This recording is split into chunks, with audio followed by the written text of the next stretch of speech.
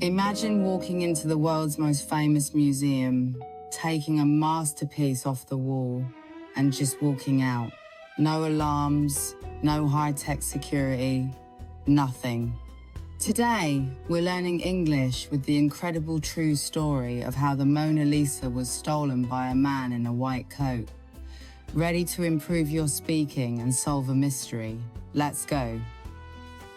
Part 1. The Invisible Worker. Hi everyone, welcome to Listen and Speak. I'm Angelina. Today, we're traveling back to 1911. Meet Vincenzo Peruggia. He wasn't a famous thief, he was just a regular worker at the Louvre. He knew every corner and every routine of the museum. To everyone else, he was invisible. But Vincenzo had a secret obsession. He believed the Mona Lisa belonged to Italy, not France. He spent months planning the perfect crime. Let's practice his thoughts. This painting belongs in my home country.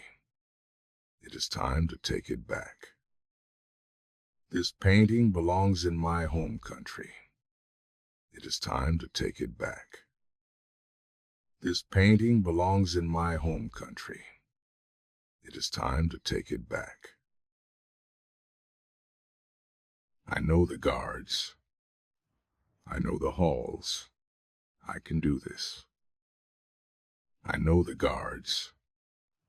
I know the halls. I can do this. I know the guards. I know the halls. I can do this.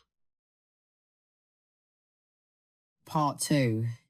The Monday morning heist. It was Monday morning, August 21st.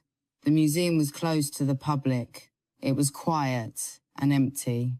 Peruggia walked in wearing a white worker's coat. He looked exactly like everyone else. He walked straight to the room, waited for the perfect moment, and simply took the painting off the wall. He hid it under his coat and calmly walked out the front door. No one stopped him. The world's most famous painting was gone in minutes. It's so quiet here. No one is watching. It's so quiet here. No one is watching. It's so quiet here. No one is watching. The frame is heavy, but the painting is small enough to hide. The frame is heavy, but the painting is small enough to hide. The frame is heavy, but the painting is small enough to hide. Part 3. The Empty Wall. The next day, the world woke up to a shock. Artists arrived to paint, but they only found an empty wall.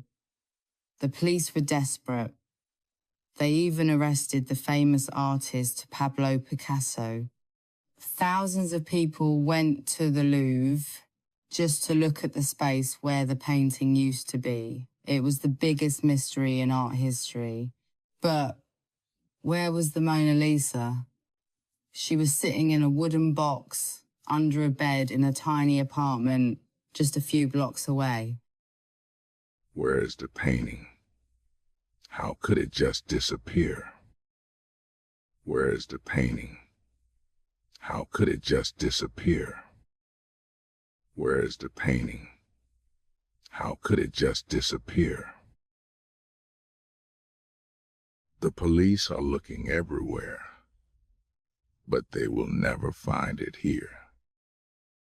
The police are looking everywhere, but they will never find it here.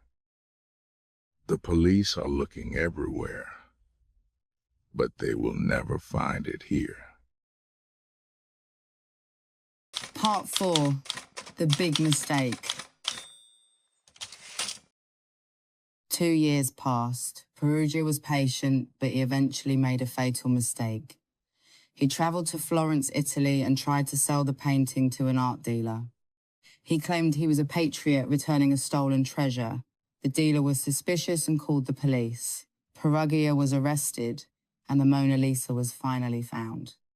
He thought he was a hero, but the law saw him as a thief. Let's shadow the dealer's reaction. This looks real, but something isn't right. I must call the authorities. This looks real, but something isn't right. I must call the authorities.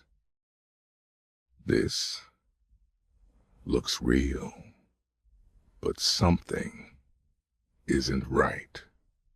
I must call the authorities. You cannot just sell a masterpiece in a hotel room. You cannot just sell a masterpiece in a hotel room. You cannot just sell a masterpiece in a hotel room. Part 5. Birth of a global icon. Before the theft, the Mona Lisa was famous, but after the crime, she became a legend. Her face was on every newspaper. Everyone wanted to see the painting that got away. Vincenzo Peruggia went to prison for a short time, but he changed art history forever. Today, she is the most protected lady in the world. Curiosity and a bold plan created the icon we know today. What do you think? Was he a hero or a criminal? I am proud of what I did. Now the whole world knows her smile. I am proud of what I did. Now the whole world knows her smile. I am proud of what I did. Now the whole world knows her smile. Sometimes, a crime is what makes a story unforgettable. Sometimes, a crime is what makes a story unforgettable. Sometimes, a crime is what makes a story unforgettable. What an amazing story. Now, it's your turn. If you were a detective in 1911, what would be your first question? Write it in the comments below. I'm Angelina from Listen and Speak. Don't forget to subscribe for more mysteries. Keep practicing, keep shadowing, and keep growing. See you tomorrow. Bye for now.